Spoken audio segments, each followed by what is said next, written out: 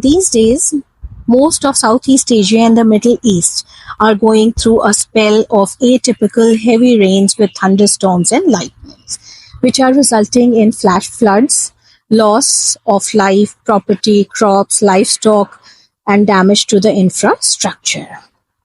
So, what you can do about it?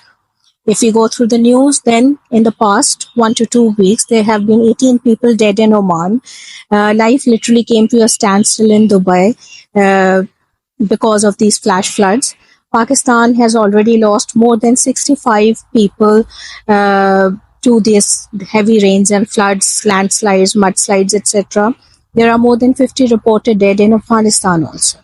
In Russia and Kazakhstan, there has been a mass evacuation of more than 110,000 people because of these flash floods.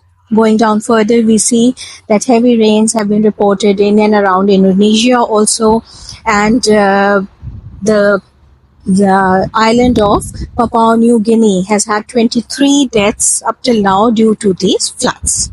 And there are more rains expected in the coming weeks up to the end of the month. So you should know what are the hazards and what are the safety precautions that you can take to keep yourself safe. So let's line them up. I'm Dr. Marium Ateeq. First and foremost, try not to go out in the rain at all. If you have to go out, then be prepared. Carry umbrellas, wear raincoats, wear rubber boots.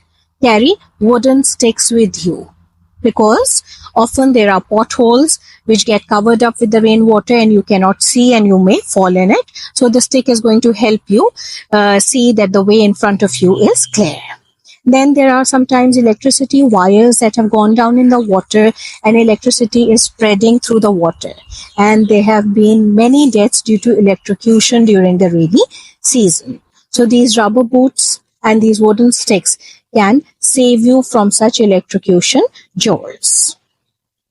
If you see anybody near the electric wires who's shaking badly, just don't try to save their lives by touching them with your live hands. Please be very, very careful. If you see an electricity spot nearby, try to close that electricity off with your wooden stick, with your rubber boots, with full precautions, because only if you are safe, you can try to save the others.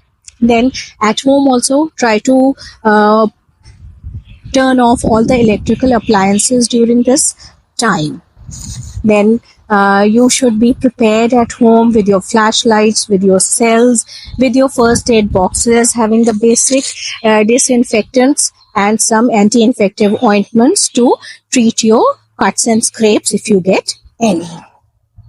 Then there should be some dry food items available, as well as other food items which should be stocked at home, so that in case you get stranded for a few days within your houses and there are no new supplies, you can sustain yourself. There should be clean drinking water available in the house. You must have flashlights, you must have your torches, you must keep your mobiles charged.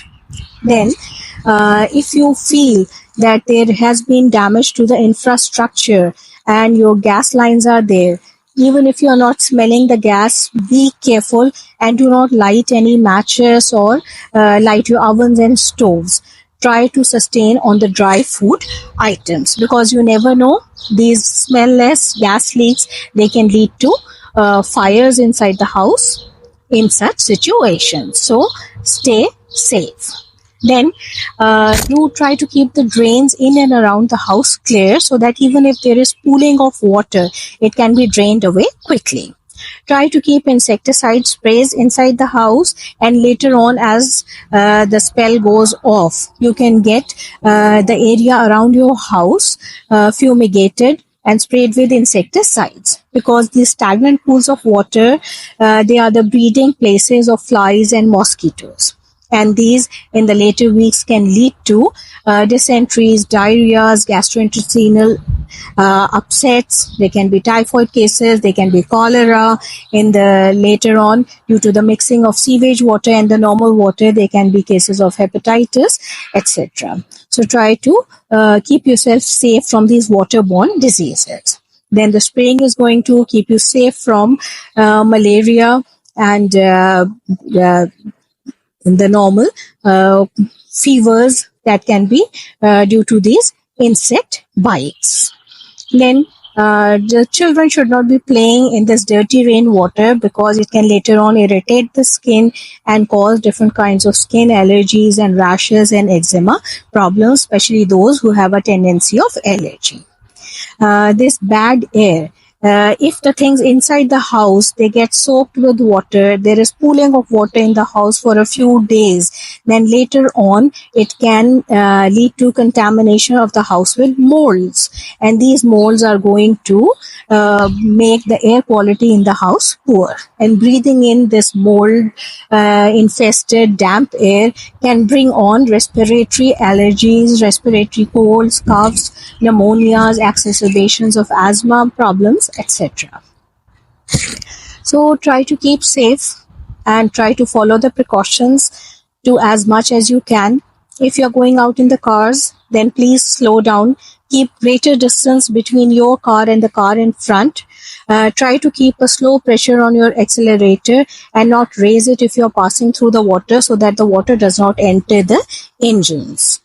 And in case the car has gone down, then try to bring it to a side, stay safe and get out and move to safer ground. Those of you living in the low-lying areas, try to move to safer ground, higher ground. If there are any evacuation places available, you have to move down there for your own safety.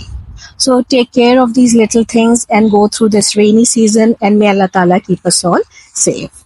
Thank you and have a nice day, and inshallah we'll meet with another topic. Assalamu alaikum.